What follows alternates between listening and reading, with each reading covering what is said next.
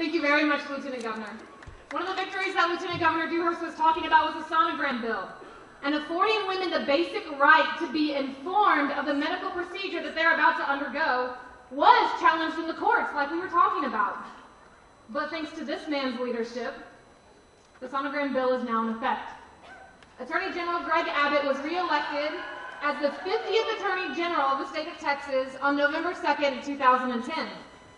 Prior to his election as Attorney General, Greg Abbott served as a justice on the Texas Supreme Court and as a state district judge in Harris County. As the state's chief law enforcement official, Attorney General Abbott has made protecting children, families, and values the focus of his administration. He and his wife Cecilia, a former school teacher and principal, have been married for 30 years, and they live in Austin with their daughter Audrey. So ladies and gentlemen, I am very proud to introduce Attorney General Greg Abbott. Good afternoon. God bless you all. And God bless this young woman, Elizabeth McClung, for the outstanding job she does in protecting young children in this state.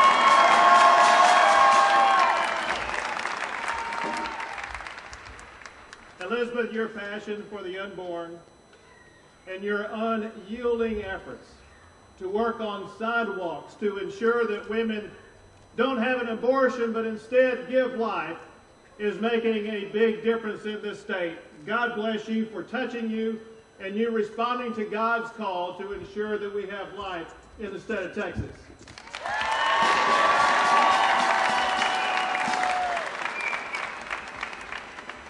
It's an honor to join together with so many champions for life. Champions like Bishop Vasquez,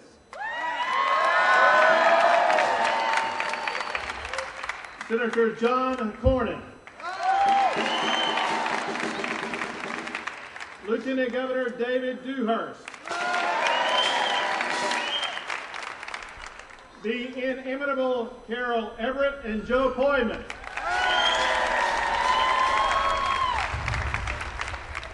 and so many leaders from the Texas House and Texas Senate who have made Texas the #1 state in the nation when it comes to protecting innocent life.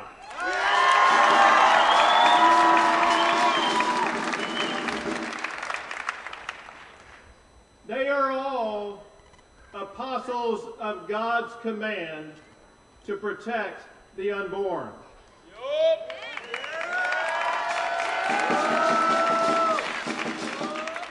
They echo the transcendent truth that is etched into the Declaration of Independence, and that is first among our unalienable rights is the right to life.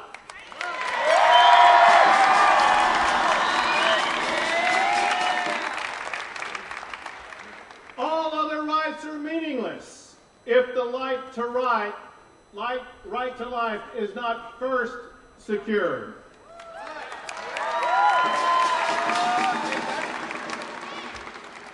But just because we have a right to life doesn't mean that it's easy or that our lives are without challenge. You all know that in your daily lives. I know it from the accident that left me in the wheelchair I'm in today. What happened to me is that when I was about the age of Elizabeth, I was out jogging one day when a big 80-foot oak tree came crashing down into my back. It fractured the vertebrae into my spinal cord, leaving me paralyzed and needing to forever use the wheelchair I'm in today. Well, in the aftermath of that, I learned some key lessons. One is that exercise can be bad for your health.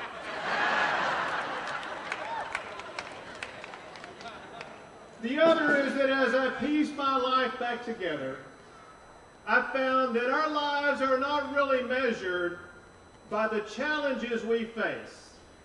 Instead, our lives are measured by how we as God's children respond to those challenges.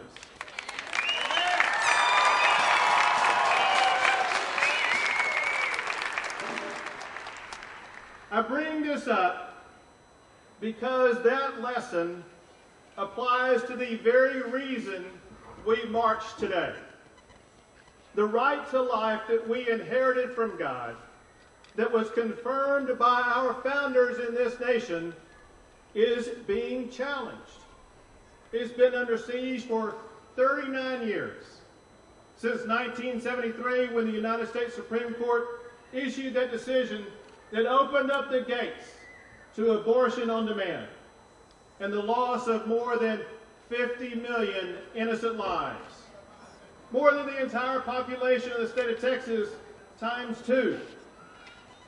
But you refused to be defined by the challenge that we faced by that Supreme Court decision. Instead, you worked to ensure that America would be defined by the way that we responded to that challenge, by the way that we worked together to preserve, protect, and defend innocent life.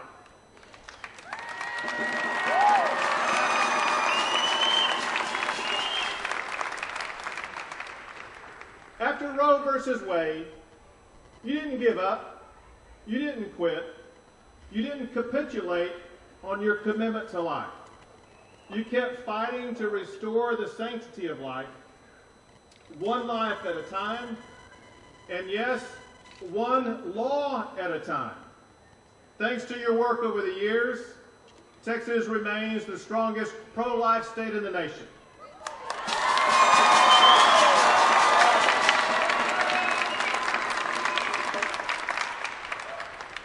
You've heard some summaries of what you have helped achieve already. Because of your efforts, Texas defines life as beginning at the time of conception.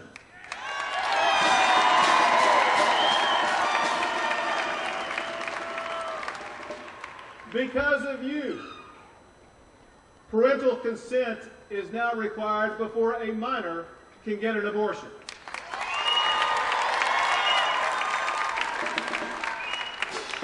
Because of you, Texas drivers now can carry the message of Choose Life across the state of Texas.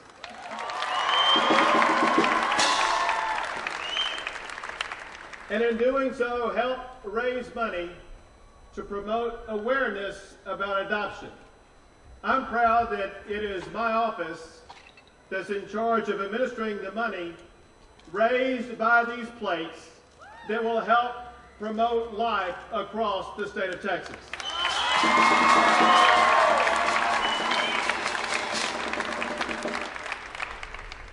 And as you know, because of you and your efforts, Texas women who are considering abortion will now see a sonogram of their baby and hear that baby's heartbeat in the hope they will choose life for that child.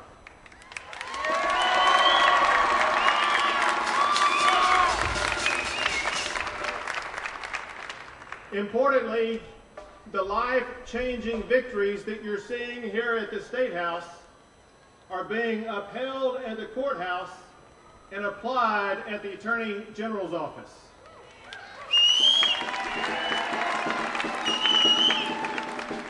When abortion groups tried to overturn the partial birth abortion ban, I led a group of states that appealed to the United States Supreme Court and asked the High Court to enforce that ban, and they agreed, and that ban now is enforced across all of America.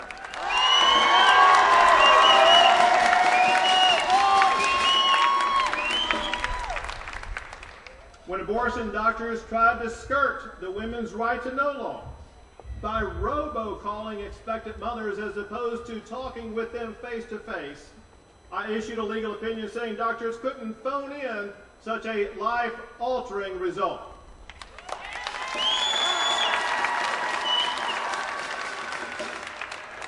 And when abortion clinics that use RU 486 tried to skirt the licensing laws in the state of Texas, we issued an opinion that said that all abortion clinics are subject to those state laws, even those that provide RU 486.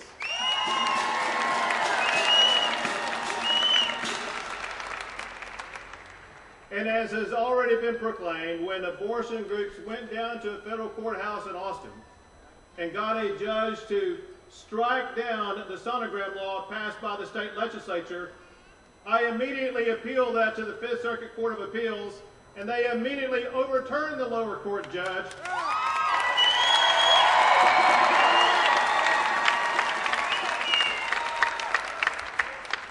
The Court of Appeals said the sonogram law not only must be enforced, it must be enforced immediately.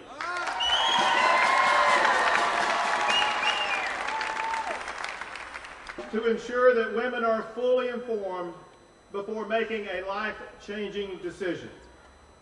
But I will say most importantly, the way that you have responded to the challenge posed by Roe versus Wade goes far beyond state houses and courthouses. It goes to the very heart of the woman who is making that very tough decision. And we've seen this reflected in countless stories, so many that you know about, one of which I will share with you. It's the story about Nadine. It's the story about a young girl, a young woman, who just graduated from high school and came to go to college here in Texas. When she got here, not too long after that, she found that the hopes and dreams that she held when she went off to college suddenly faced a new challenge. The challenge by an unexpected pregnancy. That challenge was compounded by the fact that her boyfriend lived in another state. She felt lost. She felt abandoned. She felt hopeless. She felt the only way out was to seek an abortion. Well, she visited with the people who work at the Austin Pregnancy Resource Center. And she found that, in fact, she wasn't alone. She came to understand that she could, in fact, both have that baby and still finish her college education. At the Austin Pregnancy Resource Center, they prayed with her. They asked God to help her overcome the challenges and hurdles that she faced in her life.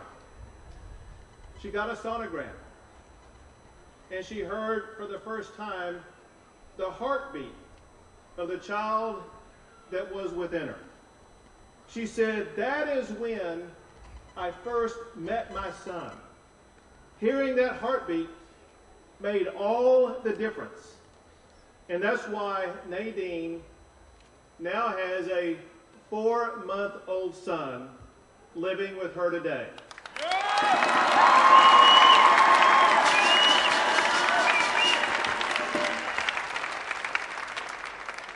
Nadine and her son are living proof of the way that you have responded to the challenge of Roe versus Wade. Today is a day when we all must walk for Nadine.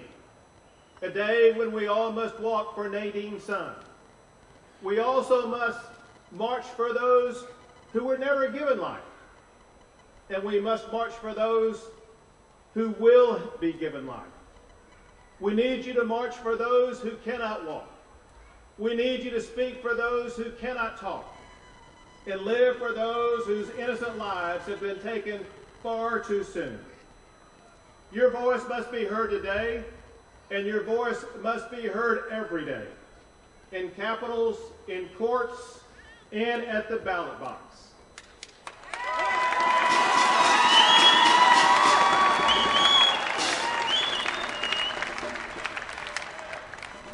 Speak on any day, and your voice will be heard that day. Speak on election day, and your voice will be heard for years to come.